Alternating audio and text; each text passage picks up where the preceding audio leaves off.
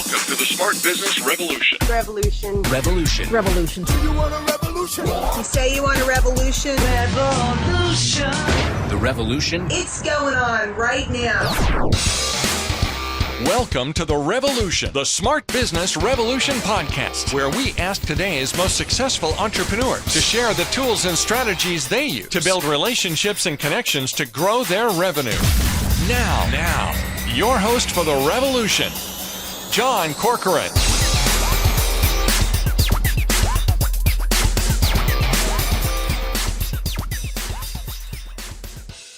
All right, welcome everyone. John Corcoran here. I am the host of the show. And for those of you who are new to listening to this program, go check out some of our past interviews. We've got all kinds of smart CEOs, founders, and entrepreneurs of all kinds of companies, ranging from Netflix to Quicken to we had Grubhub the other day, Kinko's YPO, EO, Activation Blizzard, Lending Tree. Most of the co-founder of Rise 25, where we help connect B2B business owners to their ideal prospects. And my guest here today is David Barnett, and he studied business in school. And for a number of years now, he's been helping businesses to buy and sell. So basically navigate the marketplace of buying and selling.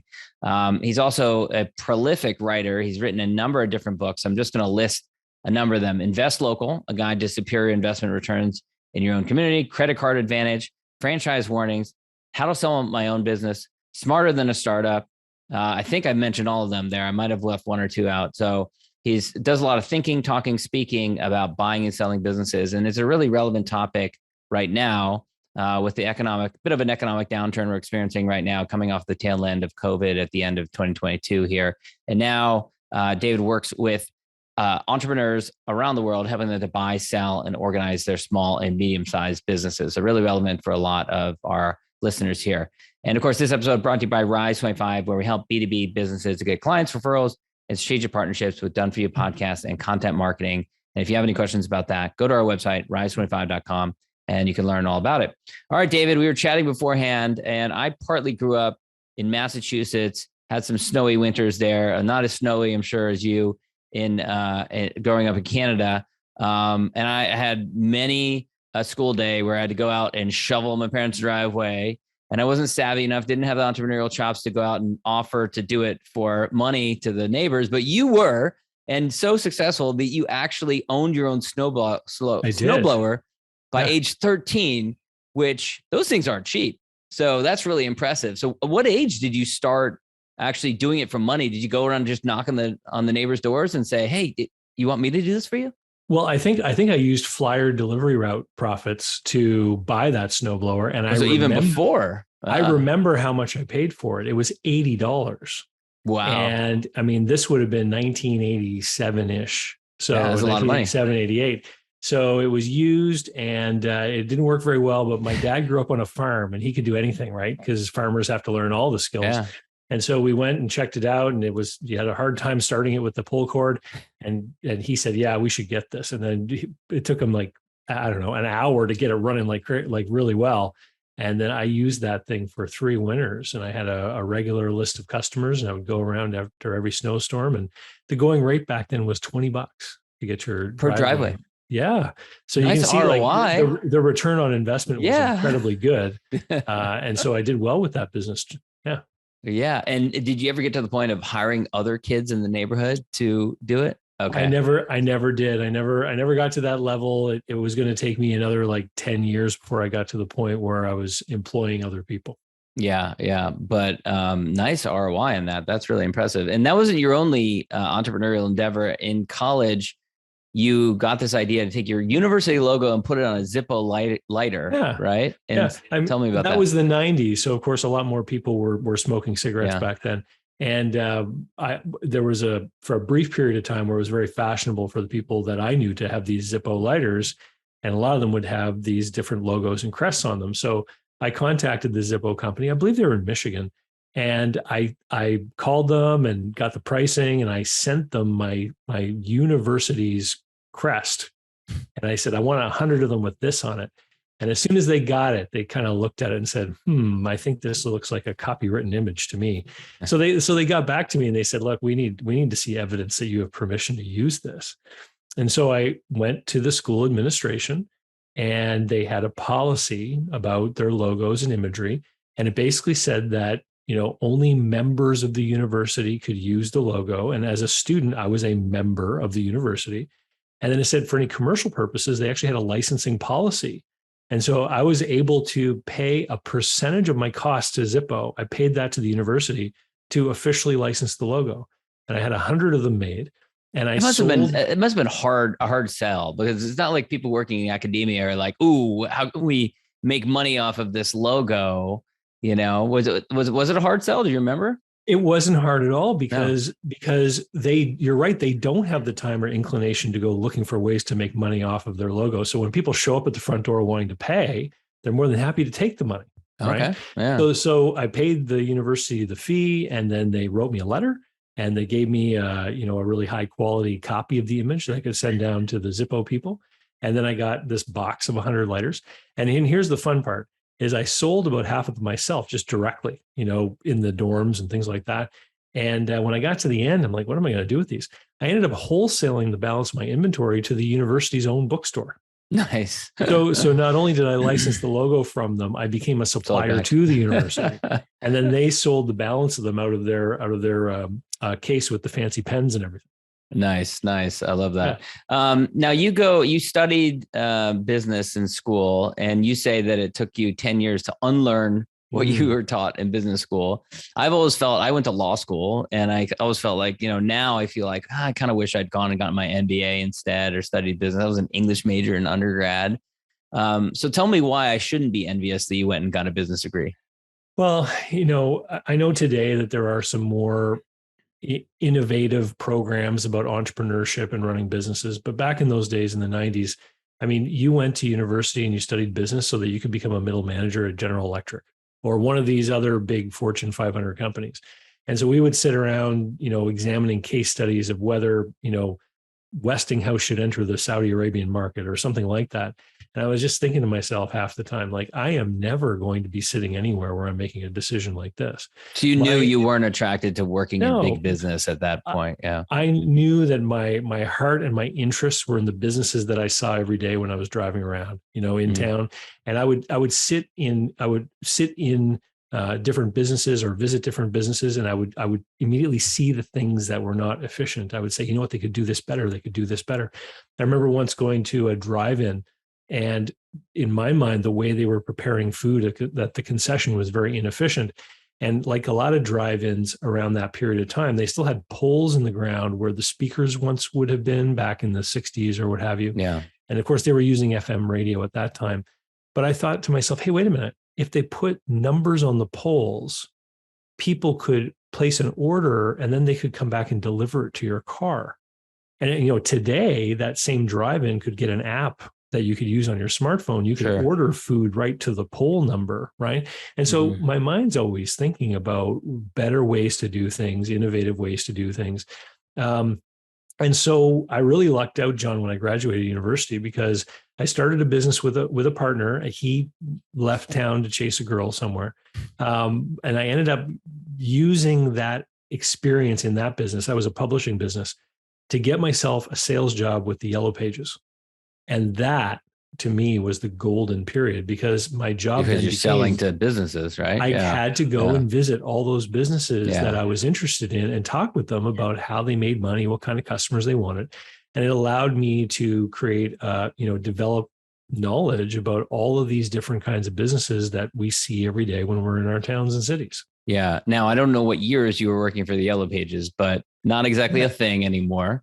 Well, I started there in the fall of 97 or 98, and I was there until 05 or 05. So a lot of technological change in that period of time. Yeah. When I left there, if you typed plumber into Google, you would, no matter where you were in the world, you'd get a plumber in California. They hadn't figured out local searching, but you could tell it was coming. And so the writing was on the wall, and that was one of the reasons why I decided I needed to make a move. And I left Yellow Pages to go start a business of my own with a partner. And after about a year and a half, I realized my heart wasn't in it. That was the first time I got involved in the sale of a business. And it was a business that I started. I ended up selling it, and I learned a lot.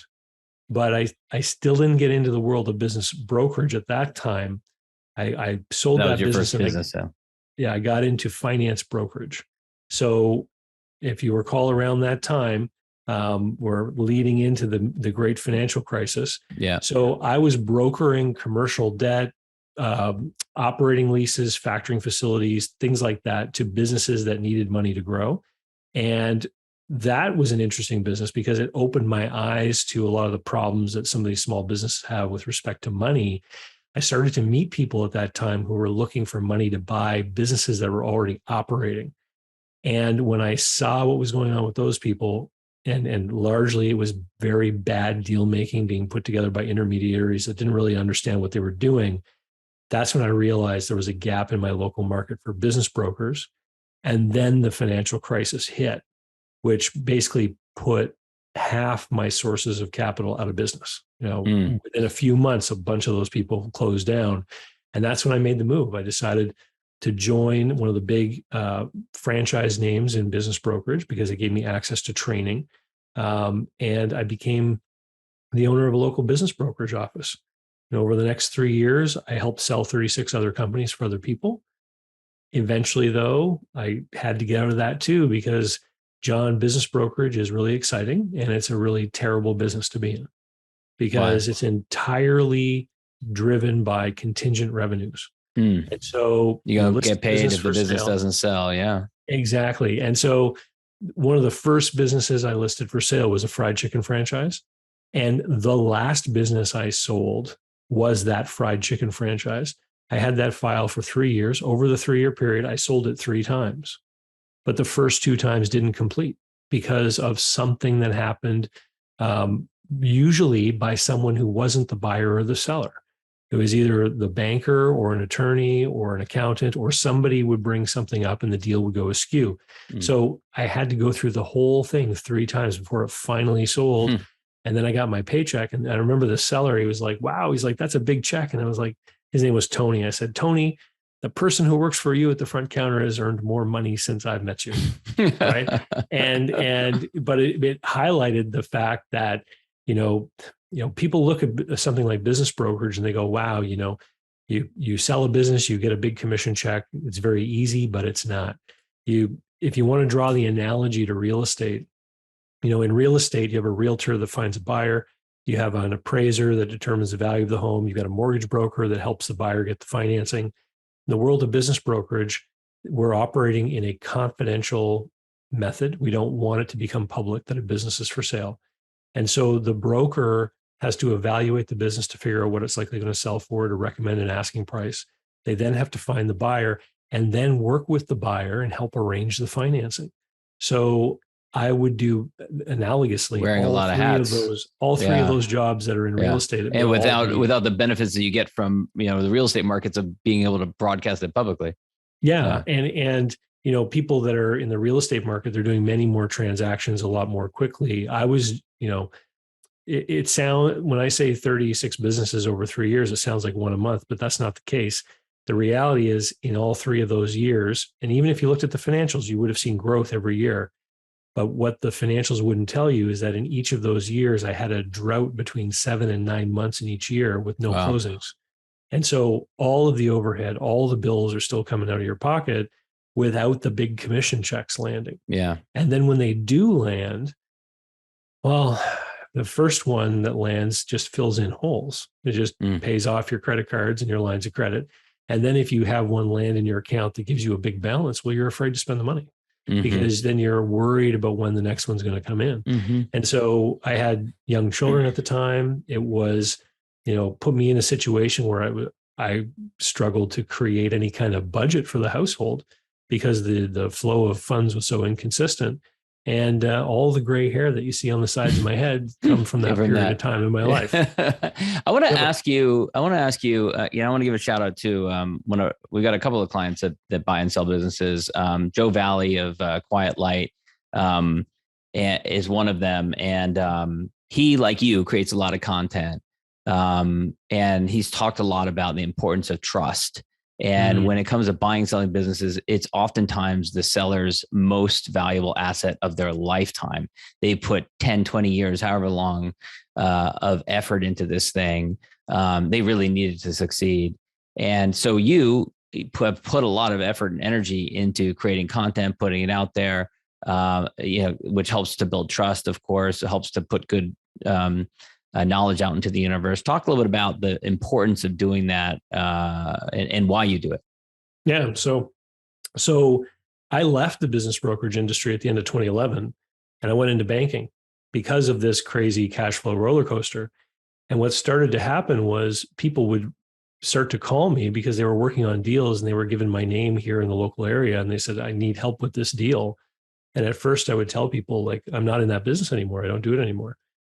But eventually, I realized, hey, these people need my help and I have the knowledge and I'm able to help them. I should be doing something. So I said, like, I don't work for commissions anymore. I guess I could charge you like some kind of consultant. And people were eager to employ me. They wanted my help to help them navigate these deals, whether they were on the buy side or the sell side. And so eventually what I realized was that there was a demand for this different kind of model. So not a business broker, but still somebody who helps people with the purchase and sale of a business. And so the content became about meeting the people who need my help.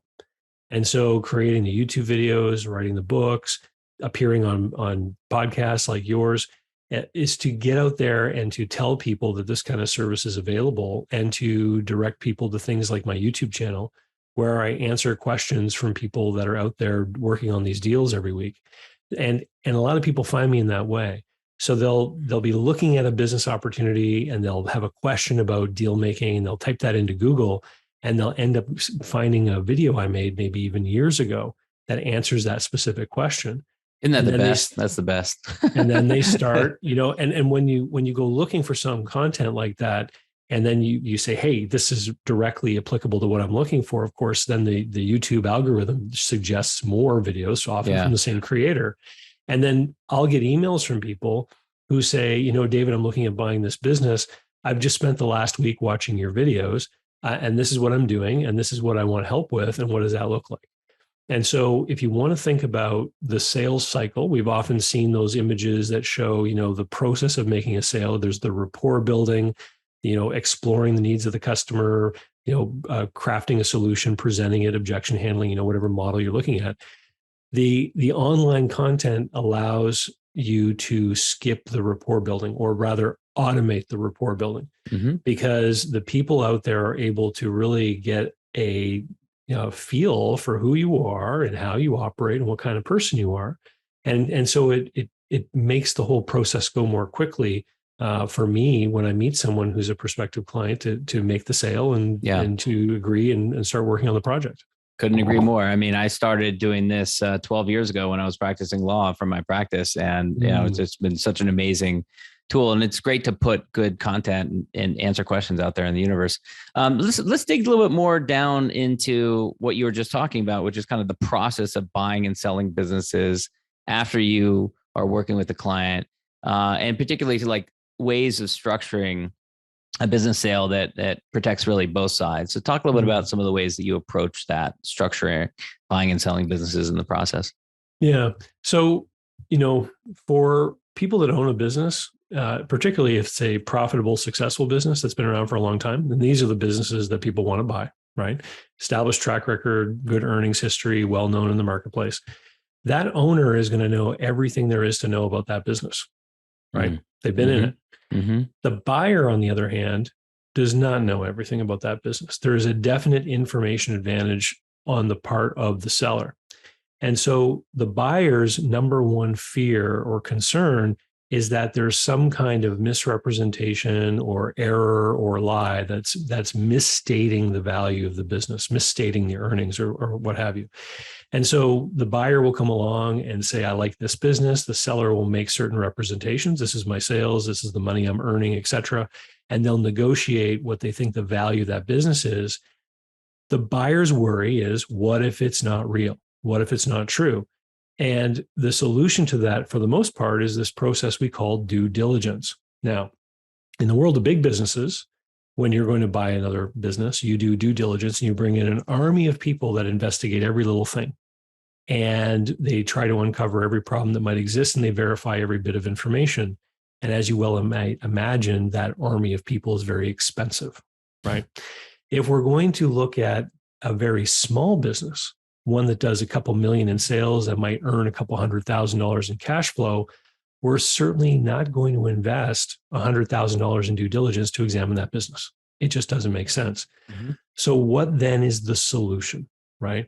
The solution is to come up with some kind of middle ground where the due diligence process is a more express process. So we're looking for the basic things, but at the end of the day, we want to have to rely on some of the stuff that the seller is telling us, but we want to tie the seller into accountability. And the way that we do that is through some device like a seller financing note, which is subject to offsets. If it turns out after the transaction occurs that there was some sort of material misrepresentation. Now, that balances the knowledge gap, right? Because now the buyer can say, well, if I don't know 100% of everything going on, but I have this backdoor mechanism for adjusting the price after the fact, I'm now willing to deal with a little bit of gray or unknown, right? Because I know that I'm protected by this mechanism. If the seller won't do any amount of seller financing, it sends a big signal to that buyer, which is red flag, maybe, right? Well, yeah. It's either this guy knows there's a problem, or this person doesn't believe I'm going to be a capable operator, right? Because if a seller doing seller financing is also wearing a banker hat in that moment, because they're making a judgment on the buyer. They're trying to figure out, is this person got what it takes to run this business? If they don't think you can run the business, they're not going to lend you money, right? Yeah. So, in my opinion, if the seller doesn't think you can run the business, you may want to buy into that opinion because they know the business very well. So this could be a reason not to buy, right? So there's the actual fraud cases or misrepresentation. That's why someone won't do it. There's the concern that you don't know what you're doing. And so from a buyer's point of view, if this mechanism is removed, then they step back and say, well, if I have to pay all cash, I need to be ready for every contingency, every unknown, every possible risk. And the only thing left then for that buyer to do is adjust the one remaining lever, which is price. So there are different markets around the world where sellers generally will not engage in any kind of seller financing. And at the end of the day, the price ends up being lower because they want to work safety valve. They want to work in any possible outcome that might happen. And so for that buyer to be confident, the price ends up coming down. So the seller financing not only allows the buyer to have greater confidence in the deal, it's the tool that allows the seller to actually achieve the fair price. So a couple of questions. Is there a standard or recommendation of how much a seller should finance? And then the other question was going to be around how often are there issues that come up later down the line that affect that amount? Great questions. So what's important to know is that this changes dramatically depending on where you're standing. So for people in the United States, there's something in the States called the Small Business Administration. And the SBA does something that doesn't happen anywhere else in the world. They guarantee loans on the purchase price of a business. So they remove part of the risk for the bank that's making the loan. And they do it based on the purchase price of the business. And if the business is a profitable business, a certain amount of that purchase price will be goodwill, which is just the difference between the purchase price and the tangible asset value of the stuff inside the business, inventory, equipment, all that kind of thing. The goodwill has no physical manifestation. We can't go and seize the goodwill. It's not a physical thing. It's the representation of value that's been created in the market. In every other country on earth, banks will lend against the tangibles, but not the goodwill, because he can't repossess and auction off the goodwill. Okay. So my normal recommendation to people is that if you're going to borrow from a bank, you want to limit your borrowing to something that approximates the tangible asset value, so that if there is some kind of major problem in the business after the purchase, you at least have this plan B of liquidating tangible materials to satisfy that bank note. Mm. I always say that the goodwill component is your benchmark for tying to a seller note. So there's no value to the goodwill to anyone on earth potentially except the seller, right? Think about this. If I bought a business and I failed in the execution of the operation of the business and I owed money to the seller is the only one who can come back and fix the business because they know how to run it, right? Mm-hmm, mm-hmm. And so the seller is in a unique situation where they can actually make that loan and realize on the security of the goodwill component. So you asked about benchmarks. Most places I say the seller note needs to approximate the goodwill. And that might mean that it's 30, 40, 50% of the transaction price. In the States with the SBA, what ends up happening is the market gets skewed because the SBA will underwrite or guarantee these notes that are sometimes 80 or 90% of the purchase price. Mm. And so here's where people get into trouble is the buyer will find a business. The seller knows that this SBA financing is available. The seller will then dig in their heels and say, I know you can borrow the money. I don't want to do any financing. And at the end of the day, the seller ends up holding a note for 5 or 10%, right? So if there was some kind of serious issue with the business that the seller managed to distract you from being aware of, the seller is going to get 90 or 95% of their money on closing day. Is there really something tying that seller into that deal? Not really, if it's only 5 to 10%, right? Yeah. But the buyer now has signed, the buyer has signed a note. They owe the money to the bank. And if things don't work out with them, they owe the bank, right? Interesting, because the way you put it, it's like the risk has been shifted onto the buyer. Whereas like, I think the rationale behind it is to help more buyers by enabling more buyers to buy more businesses. That's probably why the SBA does it, right? I challenge that assumption. And here's why. If you look at any other market on earth, why is anyone financing cars? Why are car loans available? Is it to help people buy cars? Well, it's because it's a secure asset. And if the seller, if the lender, if the borrower stops paying on that loan, they have something physical that they can repossess and they can sell off to get repaid. Is that a good answer? If you walk into a car dealership, they already have all of the lending solutions available. Right. Because the availability of automobile financing helps people sell cars. Mm-hmm. And the availability of home loans help people sell houses. And so when you create an institution whose job it is to facilitate high leveraged acquisition loans for businesses, what you're doing is you're helping people sell businesses. Mm. And so it's a little bit of a controversial take, but in looking at what happens in the States and in unfortunately speaking to people who've been put into bad positions because of it, it's one of the things I like to shine the light on to make sure that people are aware of, because just because the SBA will guarantee a 90% loan in the States doesn't mean a buyer needs to go and take a 90% loan. Mm. You can still structure a deal that works for you and helps to protect your interests, even though you're going to end up maybe using an SBA 7A loan. And so it sounds like what you're saying, even though a lot of your business is in the States, it sounds like the way that the markets function outside of the States without the SBA is, would you say it functions more holistically, or it's a better functioning market? I would say that it's just an example of a government program interfering with the functioning of a market. Mm. So it makes the outcomes show up a little differently.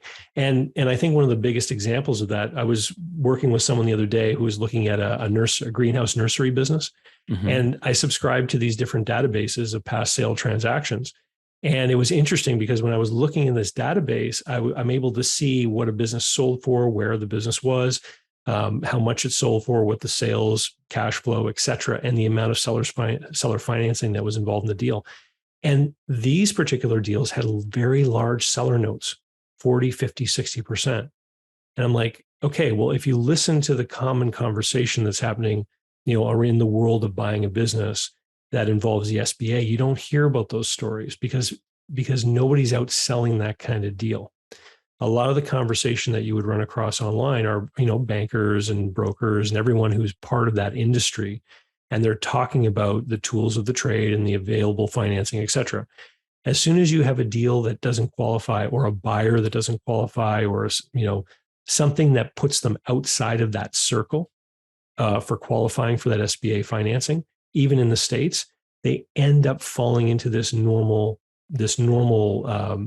sort of way of doing it, which is simply, hey, business is risky. We can't find all the money. How are we going to put this deal together? Because I want to buy and you want to sell. So how are we going to work it out? And what invariably will happen, even without the help of someone like me, is a buyer will end up saying, look, this is the money I can get. And if that seller is motivated and they need to move on, and most small businesses go up for sale because of a pressing personal concern on the part of the seller, something in their life is forcing them to move on to something else, then they're going to say, well, you know what? If that's all you can do, we're going to have to work with that. And so then you get a down payment and the balance is paid over time. And the balance that's paid over time can take many forms. So we've been talking about seller notes. So if you have a fixed price for the business and you end up with a note saying, I owe you this amount over this many years, maybe with interest, that's a very simple way of doing it. With the oncoming recession, for example, a lot of people are worried that a business they might buy perhaps will do poorly next year. And so then you open yourself up to all these other kinds of creative deal-making mechanisms, like I'll pay you a seller note, but if the sales drop below a certain level, I want certain offsets or certain maybe, interest-only payment periods, or I want some kind of mechanism that helps my cash flow if the business is affected by, a downturn. Or in the case of businesses that have had a huge increase in revenue in 2020 and 2021, have they benefited from the whole pandemic situation, right? So we're seeing seller notes that are tied to future performance. If the business reverts to its 2019 performance, then I don't have to pay this part, for example. Yeah. And if you borrow the money from a bank and give it to the seller, then you lose the ability to employ any of these kind of creative strategies to try to mitigate that risk on the buyer's part. And at the end of the day, if the buyers won't participate, there is no market. Because for a market to occur, you have to have a buyer and a seller. Up until, a certain point when the interest rates started to be increased here recently, there was a lot of cheap money available, a lot of money chasing deals. And a lot of smart buyers who, wanted to make a good deal for themselves might be outbid by someone who is, a little more willing to throw down cash to acquire these businesses. But I think that has started to change in a big way here recently, especially with the interest rate changes. Yeah. Yeah. Now, I'm sure this never happens with any of the clients that you work with, but how often after a transaction happens, does something come up afterwards that might trigger one of those provisions that you're talking about there? So this is one of the neat things about structuring the deal this way. If a seller knows that part of the deal is to have a materially substantial amount of the deal financed through a seller note that has a clause in it that says this note subject to offset in the case of a material misrepresentation or undiscovered liability or lien or whatever, then that seller knows that they're on the hook. That seller knows they're responsible for what they say. So that seller has an interest now in full disclosure. And they have an interest in the success of the buyer, because if that buyer is going to make all those payments, they need to be successful in the business. And so this deal structure not only protects the buyer from risk and the seller allows the seller to get the maximum payment, it also ensures that the seller's interests are aligned with the buyer in as far as the success of the buyer and the takeover and operation of the business. Encourages collaboration between them. Encourages we often talk about a training and transition period, but I also talk about the coaching that goes beyond that. If you buy a business from someone and you owe them payments over the next 5 years, 3 years from now, if something happens in your business and you're looking for some sage advice, that person's taking your call. You still owe them money, right? Yeah. They want you to be successful. They don't want to come back and take it over. They want you to make the payments. And so a lot of the times these buyers and sellers come together for these deals. They work through the transition period together. The seller moves off into retirement or whatever their next thing is, but they usually end up staying in communication, and many times they become friends. So to answer your question directly, when I was had my business brokerage office open, I told you there were 36 transactions that occurred. In one instance, the buyer came back to me and said, look, the sales that he was talking about have not materialized. And I said, all right, so this is what you're going to do. You write him a letter. You say, this is why I'm not going to pay you anymore. It's up to him now to prove the things he told you were true. And you know what happened in that case, John? What happened? The seller never responded in any way. Interesting. And so seller must have known something about sales that he was fluffing up, saying were going to happen. Yeah, I think so. I mean, if he felt that, he was being abused, he would have responded in some way. So that kind of reaffirmed to me, like he knew he was representing something that maybe didn't have much in the way of substance. This is really fascinating. We're running short on time. I know I'm watching the clock, but there's one thing I do want to ask about. So another client of ours, Todd Taskey, Second Bite podcast, he does brokerage as well. And I think it's a different market than what you work with, and a different model. But he's a big fan of, the reason he called his podcast The Second Bite is because he's a big fan of, primarily in private equity, but businesses selling their business to another business, retaining some equity or rolling over equity. And then a couple of years later, then that's sold, all rolled together, much higher multiple. Talk a little bit about that strategy, and if that's something that you see a lot of. So I don't see a whole lot of it in the space that I work at, but that kind of model would achieve much of what I'm talking about, because the buyer in that case still gets access to the seller, and the seller is still invested in the business because they still retain part of the ownership. One of my clients in the last couple of years did a deal like that, where they bought 60% of a business, and the seller stayed on without an active management capacity, but they stayed on as a 40% owner, and it worked out really well. The seller knew the future prospects of the business were good. The fact that they wanted to retain part of it sort of reinforced that and demonstrated, put your money where your mouth is kind of thing. And the eventual plan is for the buyer to buy the whole thing, but I don't know if they've even set a timeline in that case, but it would serve the same kind of purpose. And instead of using a debt instrument, they're using equity. The issue with the world of small business is that a lot of small businesses are managed in a lifestyle fashion. So a lot of day-to-day decisions will be made with respect to how the owner and their family get along, and what they want to do as far as tax planning. So I personally wouldn't want to own an equity stake in a lot of really small businesses, because then you start to say, well, wait a minute, you went to a conference and you flew business class, and then you rented a fancy car. So the business owner is living well. They know what they're doing. They're trying to reduce their tax obligation while enjoying some of the finer things in life. But as a minority owner of the stock of that company, my dividend stake is going to be cut. Right. And so, and that's kind of the difference, what happens in these small businesses. In a larger firm, you have more of an orderly, professional kind of management structure, policies, procedures, the way things are executed. It's just a little bit different once you get into those bigger businesses. Yeah. All right. Final question. And this has been so much fun to talk about this. But final question. I'm a big fan of gratitude, big fan of expressing gratitude, especially to those who've helped you along the way in your journey. A lot of people might mention family and friends, but really what I love to hear about is the peers and contemporaries, however you want to define that, because you have had the author hat, you've had the speaker hat, you've had the consulting hat, content creator, and of course, business brokerage, entrepreneur. Who would you shout out? Who would you want to thank? Well, I think there'd be three people. The first would be Ed Pendarvis. He's a guy who started Sunbelt Business Brokers back in the 60s. I was fortunate enough that I was able to start learning the business brokerage trade when Ed was still involved in education and teaching.